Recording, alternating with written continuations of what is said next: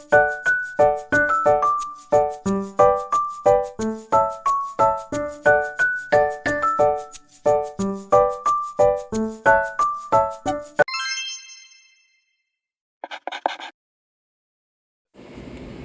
guys! Welcome back to my YouTube channel. So for today's video, bumili ako ng hash brown sa Dali. Ayan, ang pangalan niya ay All Gourmet Hash Brown. So yan, ito yung bago nila. So nabili ko to for 99 pesos. Yan, tapos meron siyang 10 pieces. So, medyo mura siya compare sa ibang hash brown kasi madalas ako bumili yung mga ibang brand, hindi ko na sasabihin. Pero ito talaga yung pinakamura kasi halos lahat madalas 100 plus. So, ito, yung 100 mo, may sakli ka pang piso. So, why not? So, i-try din natin. Tsaka mukhang mas okay siya kasi malalaki yung slices niya. Unlike dun sa iba na medyo manipis, pero marami. Mga 12 ata yung iba, yung ibang laman. So, eto, try natin. So, lutuin na natin. Excited na ako. So, ito ang ating hash brown. So, medyo may kakapalan siya. Tapos, ito yung lapad niya. So, yung lapad niya, siguro mga 1 inch din or and a half. Tapos, ayan. Nakakatawa kasi makapal siya. So, try na natin iluto. Nagpapainit lang ako ng mantika. So, ito na. The moment of truth.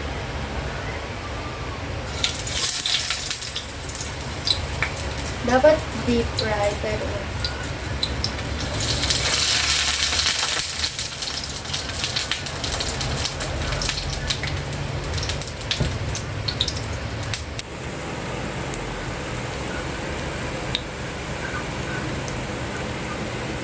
so, dapat deep fry siya. Pero dahil, syempre, nagtitipid pa tayo sa mantika at saka bukas pa talaga to dapat lutuin para pang baon sa school. So, ganyan na lang muna.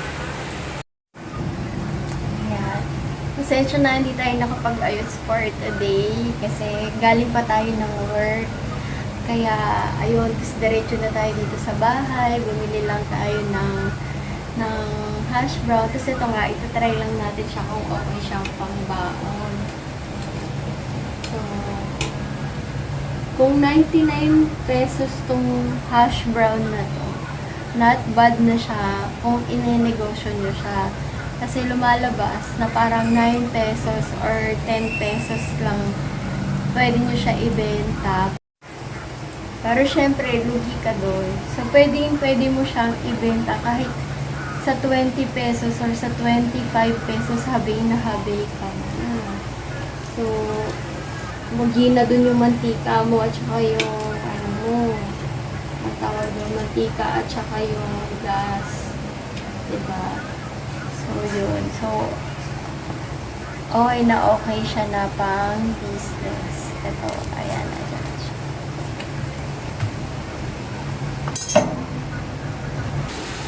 So, ayan na siya. Malapit na siyang maluto. Sobrang favorite ko tong hash brown na to.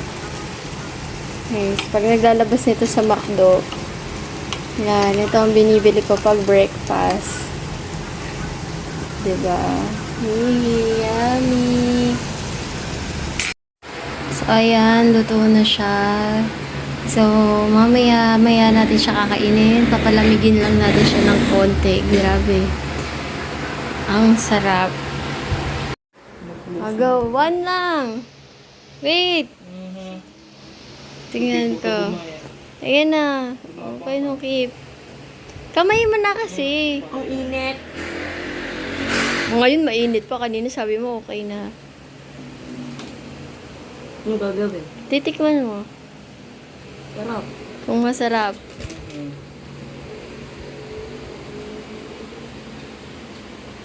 Ano?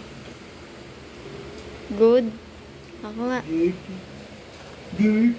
Tatry ko. Mas malaman siya. Hindi ko makuhanan. Masarap. Ayun yung isa. Sa'yo sa akin. Exploit.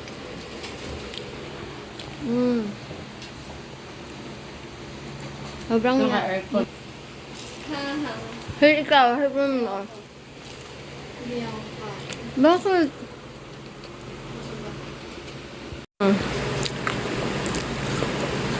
Ang sarap niya, di ba? Anong masabi mo? Masarap, hindi? Sarap. Lasa. Masarap, di ba? Tsaka buong-buo yung laman niya. Sobra, ang sarap Isa niya. naman kay Lola. Anong kay Lola? Pag kinagat mo, matatanggalin na sa laman. Ano yun? ASMR. Wow. Oh. Where are you? May partner ako today. Ay! So, ayan. Diba mo? Cheers.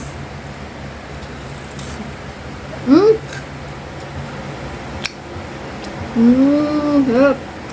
Kahit walang ketchup. Ang harap. Tsaka walang salt. Di ko binagyan ng salt. Nga. Grabe. Sobrang buong-buo niya. Sobrang, yee. Try nyo Daming to. ano? Try it to believe Dami it. oil. Ha? Dami oil. Wala na, dinrain ko na. Sarap. Sarap. Grabe. Ikaw naman. Sarap. Balik lang. Don't forget to Subscribe. share, like, and subscribe to our channel. After natin matikman yung ating hash brown, so i-recommend ko talaga to. So hindi pwedeng hindi ako uulit ng bilid nito ng gourmet, all gourmet hash brown. So nabili ko siya from Dali. Tapos, ayan. So sobrang tuwang-tuwa ko kasi sobrang sarap niya. So, hindi ako nagdi-deep fry. Tingin ko mas okay to kung di-deep fry natin siya. Kasi hindi ako nagdi-deep fry kasi gusto ko yung potato niya sa gitna, malalasahan ko pa din. Tapos crunchy lang. So, yun yung gusto kong peg ng hash brown. So, sobrang favorite ko to. Lagi ko akong naghahanap ng ganito sa McDonald's. Pagkakain ako. Pero, ayan. So, bumili ako. Sobrang affordable para sa 99 pesos. So, if ever na magtitinda kayo ng ganito, so, habay na habay kayo dito. Kasi 99 lang siya. Lumalabas na 10 pesos or 9 pesos something lang siya.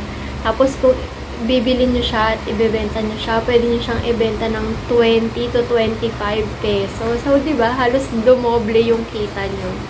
So, if I were you, buy it. Grabe, quality.